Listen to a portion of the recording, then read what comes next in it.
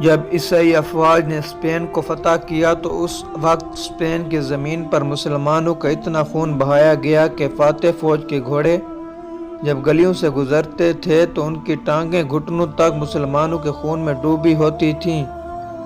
جب قابض افواج کو یقین ہو گیا کہ اب اسپین میں کوئی بھی مسلمان زندہ نہیں بچا ہے تو انہوں نے گرفتار مسلمان فرما روا کو یہ موقع دیا کہ وہ اپنے خاندان کے ساتھ واپس مراکش چلا جائے جہاں سے اس کے آباء و اجداد آئے تھے۔ قابض افواج نے غرناطہ سے کوئی 20 کلومیٹر دور ایک پہاڑی پر اسے چھوڑ کر واپس چلی گئی۔ عیسائی افواج مسلمان حکمرانوں کو اپنے ملک سے نکال چکی تو حکومتی جاسوس گلی گلی گھومتے رہے کہ کوئی مسلمان نظر آئے تو اسے شہید کر دیا جائے۔ جو مسلمان زندہ بچ گئے وہ اپنے علاقے چھوڑ کر دوسرے علاقوں میں جا بسے اور وہاں جا کر اپنے گلوں میں صلیبیں ڈال لی اور عیسائی نام رکھ لیے۔ اب بظاہر اسپین میں کوئی مسلمان نظر نہیں آ رہا تھا، مگر اب بھی عیسائیوں کو یقین تھا کہ سارے مسلمان قتل نہیں ہوئے، کچھ چھپ کر اور اپنی شناخت چھپا کر زندہ ہیں۔ اب مسلمانوں کو باہر نکالنے کی ترکیبیں سوچی جانے لگیں اور پھر ایک منصوبہ بنایا گیا۔ پورے ملک میں اعلان ہوا کہ 1 اپریل کو تمام مسلمان غرناطہ میں اکٹھے ہو جائیں تاکہ انہیں ان کے ممالک بھیج دیا جائے جہاں وہ جانا چاہیں۔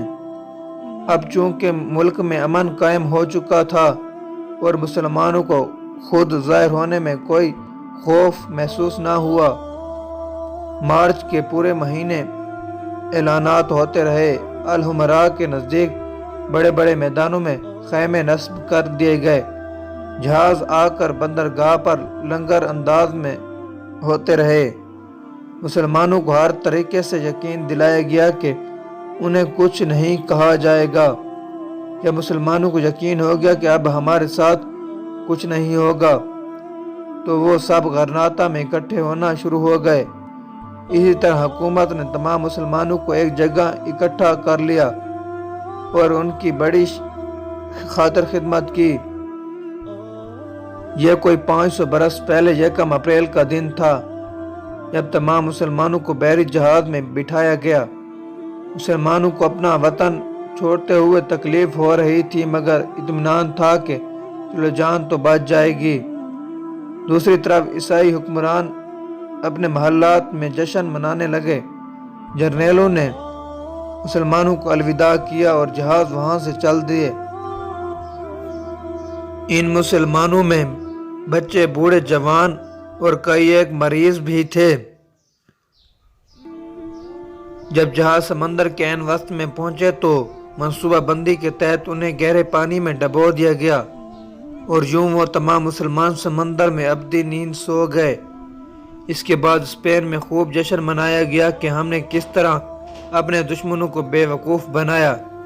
پھر یہ دن اسپین کی سرحدوں سے نکل کر پورے یورپ میں فتح کا عظیم دن بن گیا اور اسے انگریزی میں 1 فول کا نام دے دیا گیا، یعنی 1 اپریل کے بے وقوف۔